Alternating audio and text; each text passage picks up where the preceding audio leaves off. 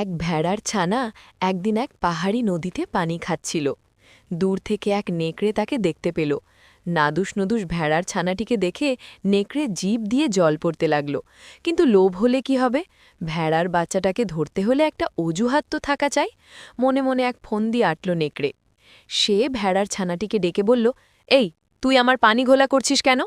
ভেড়ার ছানাটি বলল, কই, আমি তো শুধু নদীতে মুখ লাগিয়ে পানি খাচ্ছি। তাছাড়া আপনি রয়েছেন নদীর ওপরে আর আমি রয়েছি ভাটিতে, এতে আপনার খাবার পানি ঘোলা হবে কি করে?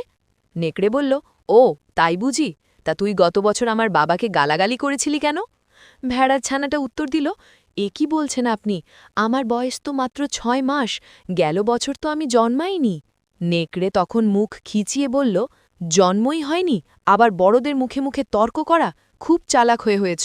তা ওসব কথাতে ভুলছি না আমি, তোকে আমি খাবই। এই বলে নেকড়ে ভেড়ার ছানাটার ওপর লাফিয়ে পড়ল।